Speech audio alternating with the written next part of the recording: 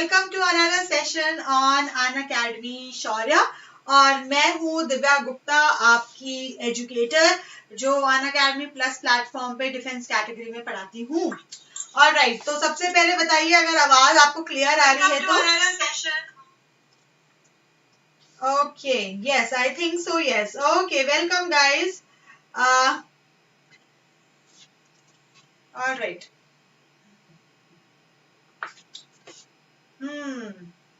Okay, yes. तो आज हम बात करने वाले हैं CAPF AC 2020 रिजल्ट जो हमारा कल डिक्लेयर हो चुका था।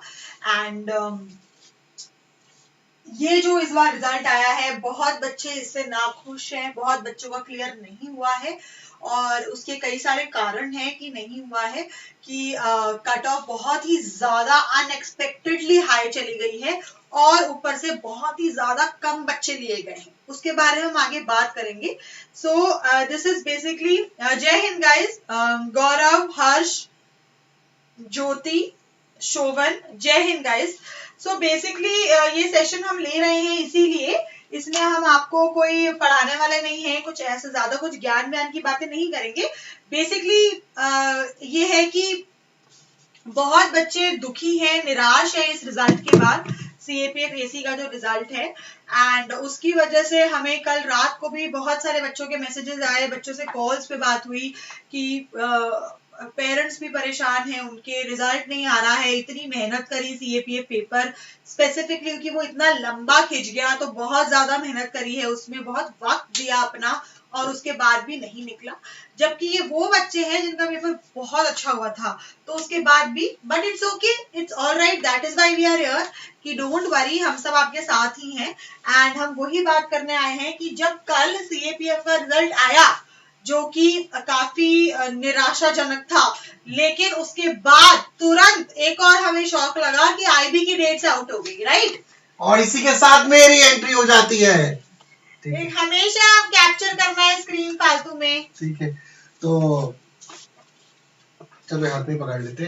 तो देखो कि रिजल्ट तो जो आया सो आया। I think around 25 to 30 students हैं जिनका अनअकैडमी से CAPF क्लियर हुआ है, but we expected a much higher number जो इस बार नहीं हुआ।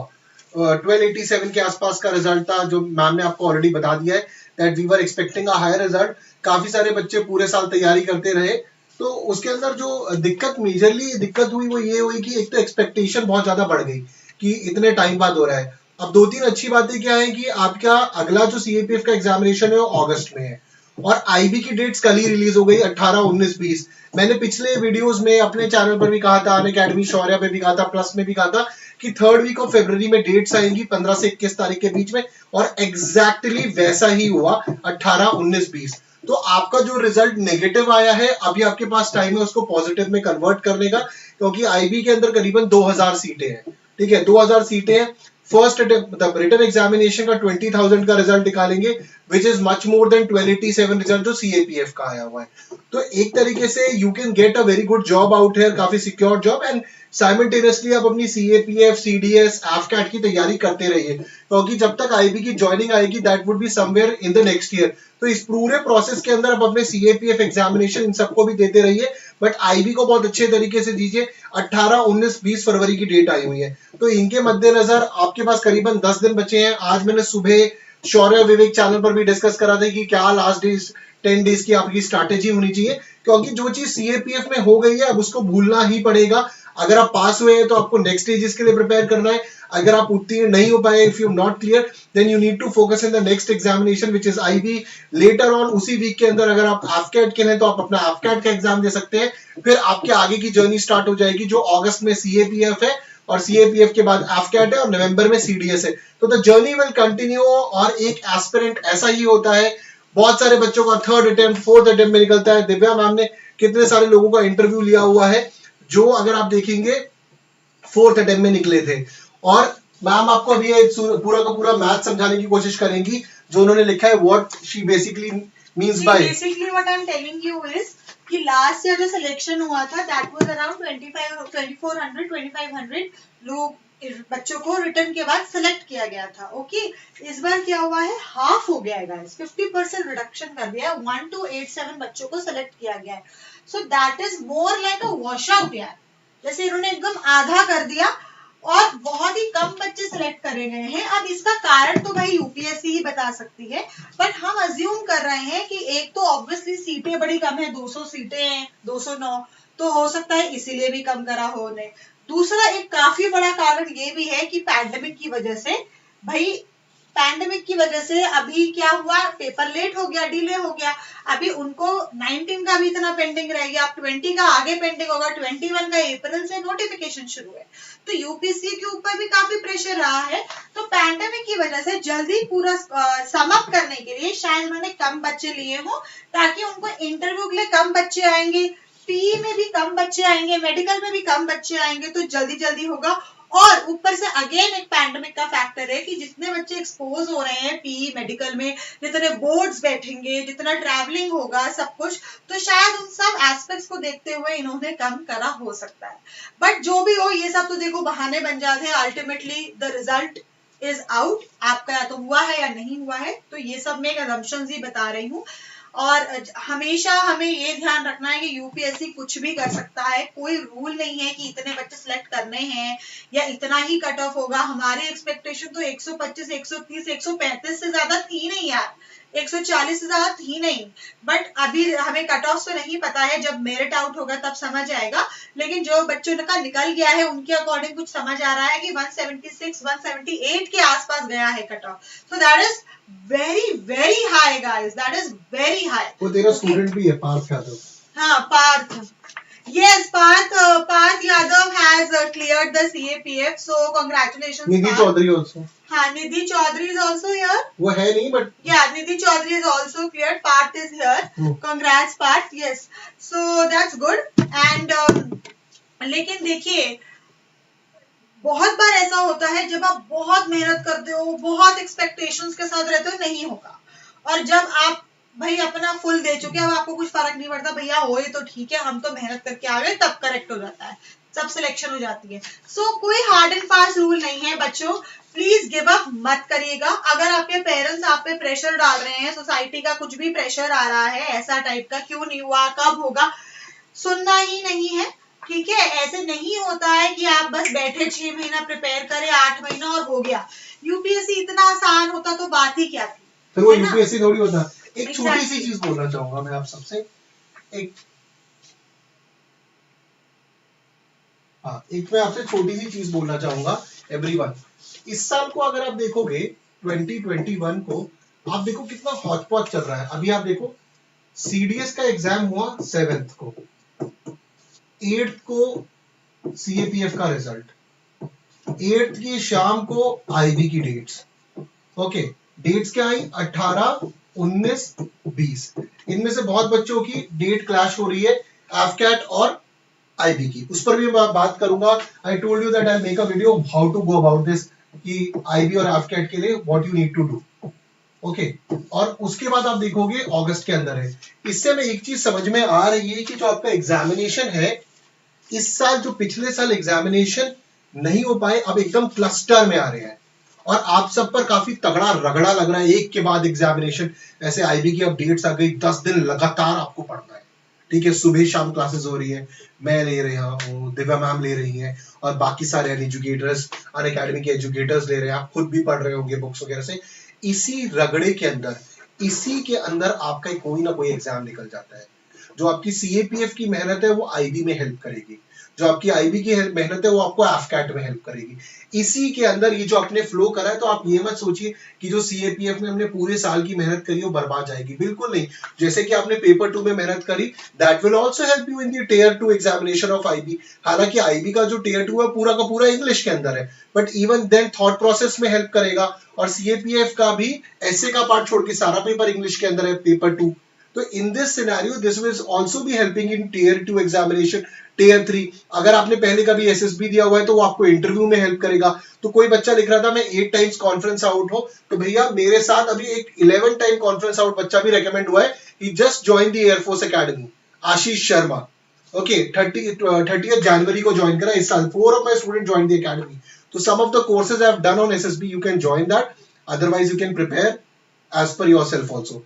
तो एनीवेज आज एसएसबी की बात नहीं कर रहा हूँ, आज मैं बात कर रहा हूँ कि ये जो प्रिपरेशन है आपकी सीएपीएफ की आईबी में हेल्प करेगी। इस कंटिन्यूअस मेहनत में लगे रहिए, इसी रगड़े के अंदर, इसी कश्मकश में आपका पेपर निकलेगा। कई बार हमारी बहुत हाई एक्सपेक्टेशन होती है और रिजल्ट आता है, कई बार नहीं आ पाता है। अगर नहीं आ पाता है तो आपके पास सिर्फ एक ही ऑप्शन होता है, एस्पिरेंट के पास, वॉरियर के पास और फौजी के पास एक ही ऑप्शन है, सिर्फ आगे बढ़ते रहना। ठीक है, आपके पास यही ऑप्शन है, सिर्फ आगे बढ़ते रहना। अगर आप जीतते हैं तो भी आगे बढ़ना, आप हारते हैं तो भी आगे बढ़ना, और इसी आगे बढ़ते के नेचर के अंदर आपको जीत जरूर हासिल हो जाएगी। ठीक है, तो these are certain things which I wanted to tell. Okay, ज्ञान प्रकाश, अगर आपका 2019 में आपको रैंक मिल गई है तो आप 2020 का आप नहीं कर सकते हो। सीएपीएफ ये अलाउ नहीं करती है कि आप अपनी रैंक बेटरमेंट या फोर्स चेंज के लिए आप दूसरे वाले में अटेम्प्ट करें। अगर आपको फिर भी कोई डाउट है please call up UPSC and ask, but ये अलाउड नहीं रहेगा, वो वैलिड नहीं रहेगा आपके लिए। ठीक है, शादी का pressure Rekha, I understand, totally understand, लेकिन यही बैटल्स हैं जो हमें फाइट करनी पड़ती हैं घर पे। सो फाइट अपने करियर के लिए। ऐसा नहीं है एक बार फेल भी नहीं, एक बार नहीं हुआ, इसको फेलियर मत समझिए। अपने पेरेंट्स को समझाइए कि भाई ऐसे ही होता है, मेहनत लगती है, टाइम लगता है। Okay, Ankit, you have cleared. Ankit Singh. Okay, very good. Yeah, congratulations. You had around 120 in paper 1. Paper 2 is more important for those who. Well, I think it's दोनों का summary, दोनों का add होके होता है marks, so total होता है। ऐसा नहीं है कि सिर्फ paper 2, but हाँ हो सकता है कि अभी जब हमारा कट ऑफ आएगा तब हमें ज्यादा क्लैरिटी मिलेगा। Yes, but yes, definitely paper 2, paper 1 both are important. Paper 2 में आप marks खींच सकते हो if you are writing very well, of course, और paper 1 में आप marks खींच सकते हो अगर आपका बहुत अच्छा attempt है और accuracy बहुत अच्छी है। So it totally depends. सबका अपना अपना गेम प्ले रहता है, अपनी स्ट्रेंथ और वीकनेस रहती है। कहाँ बेसिकली हमको मार्क्स खींचने से मतलब होता है। ओके, नवाब, आपका 170 प्लस प्लस था, लेकिन बेटा ये तो फिर फर्स्ट पेपर का हुआ ना, तो सेकंड पेपर का भी तो मार्क्स काउंट होगा ना, तो दोनों कंबाइंड है। ऐसा नहीं है कि अगर मैं बोल रही हूँ 170 तो आपको हो ही जाएगा, ऐसा नहीं है। पेपर 2 के मार्क्स तो कोई कैलकुलेट करता ही नहीं है। सब लोग अपना पेपर 1 का बताते रहते हैं, पेपर 2 को बताता नहीं है। आपको लग रहा है आपने बहुत अच्छा ऐसा लिखा, लेकिन एग्जामिनर को नहीं पसंद आया। ठीक है, तो बहुत ही बड़ा वेरिएबल पॉइंट है यहाँ पे। Yes, that is why CAPF का एग्जाम टफ है यार। ठीक है, तभी तो टफ है ना, ऐसे थोड़ी है। बहुत टफ है ये पेपर। आपको एक गजेटेड ऑफिसर की रैंक मिल रही है, आपको बहुत बच्चों की सबसे बड़ी प्रॉब्लम है इंग्लिश। ठीक है, जब हम पढ़ाते थे इतने बच्चे, मैम इंग्लिश नहीं समझ आ रही, नहीं हो रही। अरे कैसे, जब इंग्लिश समझ ही नहीं आ रही आपको तो आप पेपर 2 में कैसे लिखोगे ऐसे के अलावा? कितने सारे बच्चों ने बोला कि वो आर्ग्यूमेंट वाला जो टॉपिक था, सेल्फ आइसोलेशन वाला, सोशल सेल्फ आइसोलेशन नहीं, वर्ड क्या था, सॉलिट्यूड समझ ही नहीं आया। सॉलिट्यूड अब ऐसे थोड़ी होता है, अगर आपको वो समझ ही नहीं आ रहा और आप लिख ही नहीं पाए, छोड़ के आ गए, फिर आप एक्सपेक्ट कर रहे हो कि मेरे को अच्छे मार्क्स मिले। सो मेहनत तो पूरी करनी पड़ेगी। आप लोग शॉर्टकट मत ढूंढिए। एक चीज और, ये ना आप इस पेपर को सीडीएस के रिटन से मत कंपेयर करिए। CDS written examination is easy compare to CAPF. अगर सीएपीएफ 20 नंबर का पेपर है तो सीडीएस कुछ 15-16 नंबर का है। सीएपीएफ काफी हद तक सीएससी के प्रीलिम से मैच करता है। आप दोनों के एमसीक्यूज को देखेंगे और सीएपीएफ की कट ऑफ भी हाई है। सीडीएस के अंदर जो मेजर प्रॉब्लम है वो रिटन एग्जाम नहीं है। अभी का आप देखो सीडीएस कितना रिलेटिवली इजी आया, कट ऑफ हाई जाएगी। सीडीएस के अंदर या एफकेट के अंदर मेन गेम प्ले है एसएसबी का, वहां पर इंटरव्यू है जो 5 दिन का मेन गेम प्ले है। प्रॉब्लम क्या होती है सीडीएस में ना, तुम लोग खुश हो जाते हो कि रिटर्न मेरा क्लियर, हाँ, उसके बाद आप वो नहीं सोचते हो कि एसएसबी में मेरिट आउट हो रहे हो, कॉन्फिडेंस आउट हो रहे हो, not merit out, confidence out, screen out हो रहे हो, ये नहीं सोचते हो आप। ठीक है, आपको ये खुशी होती है मेरा रिटर्न तो हो गया। अरे अल्टीमेटली तो गए नहीं ना आप वहाँ पे। तो यहाँ पे इन्होंने पहले ही छाट दिया। ओके, और यहाँ पे इंटरव्यू एसएसबी जैसा नहीं होता है। यहाँ पे नॉर्मल एक UPSC type, civil service type वाला इंटरव्यू होता है, जो 5 लोगों का पैनल, एक ही दिन में वो खत्म हो जाता है आपका इंटरव्यू। ठीक है, so that is more of कि भैया आप में जितने बच्चे बैठे हैं फिजिकल मेडिकल क्लियर करने के बाद जो क्रीम बचती है, उस क्रीम के भी ऊपर की मलाई ले लेंगे और उसको अपने पास रख लेंगे। जैसे इस वाले पेपर में you can explain that CSC oh yes, और इस बार सिविल सर्विसेज वाले बच्चों की बहुत अच्छी वाली भीड़ आई है सीएपीएफ में, बिकॉज एग्जाम इतना लंबा हो गया। सीएससी की काफी क्राउड आता है। माइंड यू, सीएससी के जो स्टूडेंट्स होते हैं वो मेन एग्जाम की प्रैक्टिस करते हैं, लिखने की प्रैक्टिस करते हैं। और आप में से मैक्सिमम बच्चे, मुझे पता है, जो हमारे साथ सब पढ़ रहे थे सीडीएस वाले, आप लोगों को लिखने की आदत ही नहीं है। मैम लिखा नहीं जा रहा, और मेंस वाले लिखते ही रहते हैं। ठीक है, तो वो उनको बहुत बेनिफिट मिलता है वहां पे लिखने का। Mind you guys, CAPF CDS बहुत अलग अलग एग्जाम है। सीडीएस सीएपीएफ का सिर्फ एक कॉमन एस्पेक्ट है पेपर 1, उसके बाद paper 2 is a game changer. अगर आपको इक्विवेलेंट करना है सीडीएस का एसएसबी, तो वो पेपर 2 से करिए। ओके, तो अगर आपका आप वो उस खुशी में मत जाइए कि मेरा तो सीडीएस हो जाता है, ये नहीं होता है। आप ओवरऑल लॉन्ग टर्म देखो। ओके, अरे आई हैव मेनी स्टूडेंट्स जिनका इस साल एफकैट, आईनेट, सीडीएस क्लियर है बट सीएपीएफ नहीं निकला है। ठीक है, तो मैं आपसे बार बार बोल रहा हूँ, आप सीडीएस के रिटर्न से सीएपीएफ को कंपेयर मत करिए। देखो मेरा सीडीएस क्लियर है, दिव्या का सीएपीएफ क्लियर था, both of us have analysed this examination. CDS के अंदर आर्म्ड फोर्सेस में मेजर फोकस आपकी कैरेक्टर और पर्सनालिटी पे लेटर ऑन इंटरव्यू में। एसएसबी का क्या रेट है, 1% 2%, रिटन एग्जामिनेशन का रेट हायर है। और एसएसबी में कितने, अभी आईएमए में कितने बच्चों ने ज्वाइन करा, 50 बच्चों ने ज्वाइन करा है इंडियन मिलिट्री एकेडमी। और यहाँ पर भी यही है, तुम देख ही रहे हो कितनी 205 सीटें आई हैं सीएपीएफ के अंदर। तो इन दैट केस सीएपीएफ का रिटर्न पे बहुत ज्यादा फोकस है, इंटरव्यू पे रिलेटिवली कम है। इंटरव्यू तो 20% है और सीडीएस के अंदर 50% इंटरव्यू, 50% रिटर्न। तो इन दोनों एग्जाम्स को कंपेयर मत करिए। सीएपीएफ की जब आप तैयारी करते हो तो उसकी रिटर्न की तैयारी, जनरल स्टडीज की, आपको सीडीएस में हेल्प करेगी, बट सीडीएस में इंटरव्यू की तैयारी एक बहुत ही डिफरेंट लेवल पे करनी पड़ती है। एंड गाइस, मुझे आई रिमेम्बर जब बच्चे पूछते थे मैम कैसे पढ़ना है पेपर 2 का, और क्या मैम बुक बता दो पेपर 2 की। ऐसे ठीक है, ऐसे कहाँ से पढ़ने हैं, कौन से टॉपिक्स करने हैं, एंड में ऐसे रट रहे हैं। बेटा ऐसे नहीं होता है। अब आपको समझ आ गया है ना कि it's a different ball game. तो आप अभी अगले सीएपीएफ के लिए अभी से रेडी रहिए, न्यूज़पेपर पढ़ो।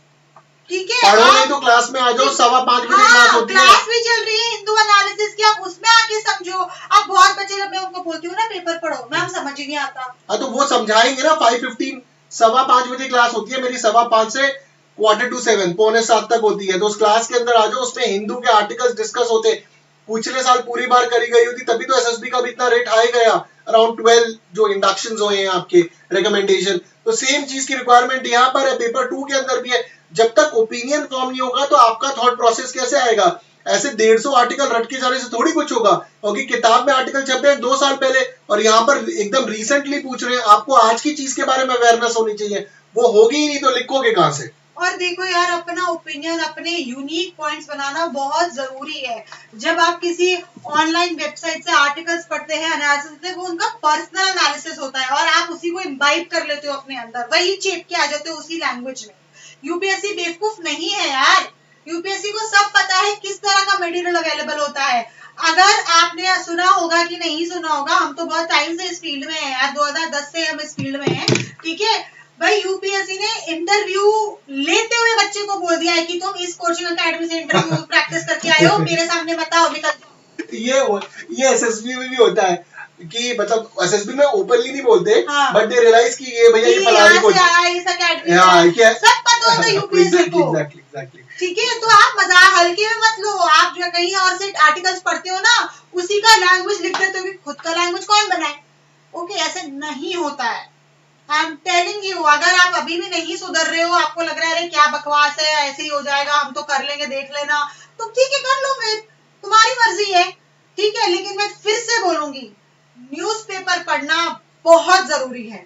अगर आपको किसी से नहीं पढ़ना, आप खुद उठाइए आर्टिकल को, थोड़ा सा रिसर्च करिए वो क्या बोलना चाह रहा है और समझो। ठीक है, मैं बार बार बोल रही हूँ, ये बहुत इंपॉर्टेंट है पेपर 2 के लिए। आपको सुनना है सुनिए, नहीं सुनना है मत सुनिए। लेकिन न्यूज़पेपर एनालिसिस में मैम की बात को ऐड करते हुए, please have a neutral perspective. ठीक है, क्योंकि जब आप न्यूज़पेपर पढ़ते हैं तो कई बार क्या होता है, लेफ्ट आइडियोलॉजिकल सेंट्रिक होता है, लेफ्ट या राइट की तरफ से लिखा आता है। इसलिए आपको रीडिंग हैबिट को बढ़ाना पड़ेगा। आप आईडीएसए से पढ़ सकते हैं, ओआरएफ से पढ़ सकते हैं, इंडियन एक्सप्रेस से पढ़ सकते हैं, हिंदू से पढ़ सकते हैं। 1-2 रिसोर्सेज से देखिए। यूट्यूब पे बहुत सारे चैनल है, राज्यसभा टीवी न्यूज है, ठीक है। इस अनअकैडमी शौर्य पे बहुत सारे आपके होते हैं, शौर्य विवेक पर होते हैं, काफी जगहों से न्यूट्रल पॉइंट ऑफ व्यू लेकर आइए, क्योंकि एज एन एस्पिरेंट जब आप नौकरी के लिए जाएंगे वो एक न्यूट्रल कैंडिडेट देख रहे हैं, तो ये भी बहुत जरूरी है कि पढ़ते वक्त आप में ये मैच्योरिटी भी आए। आप फौज में जा रहे हो, आप लेफ्टिस्ट राइटिस्ट नहीं हो सकते वहां पे, ठीक है। आपको बहुत ओपिनियन अपना जो देना है बहुत ही स्ट्रेट फॉरवर्ड न्यूट्रल रख के देना है।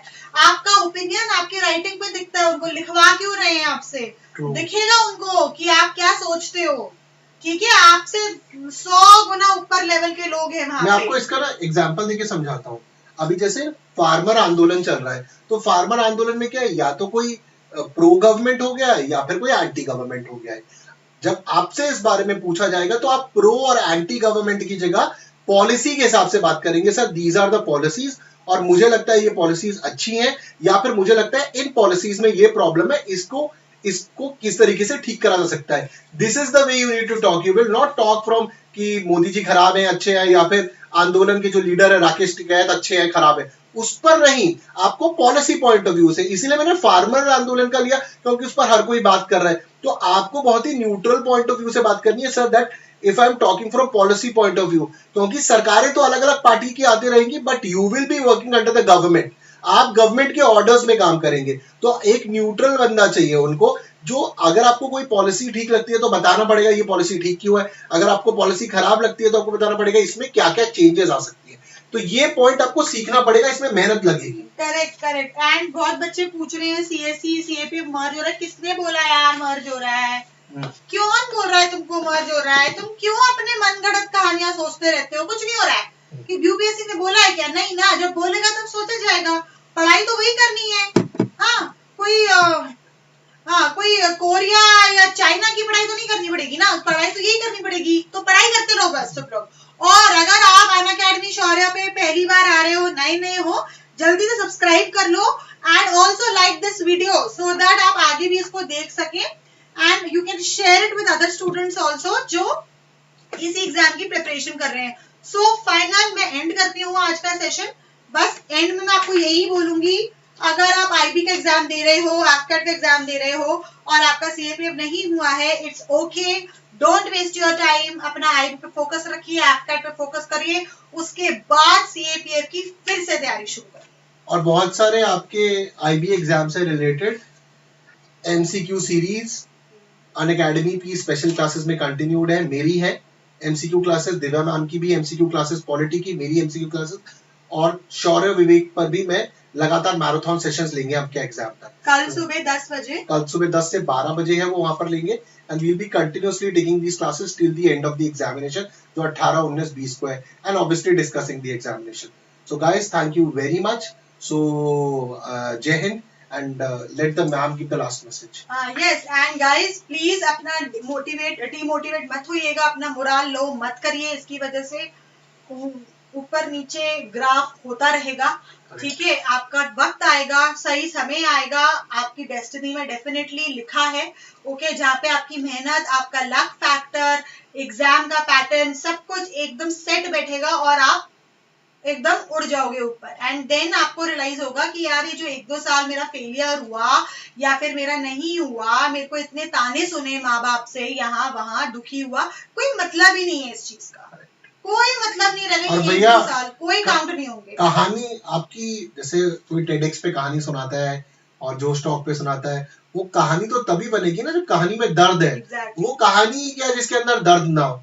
तो आज आपकी कहानी में दर्द है, कल जब ये दर्द लोगों के साथ होगा तो आप एक इंस्पिरेशन हो जाओगे कि देखो सर ने क्लियर करा ऐसे। तो you are an inspiration, keep working hard and I am sure that the result will come. Jai Hind guys, thank you. जय हिंद गाइस, बाय बाय।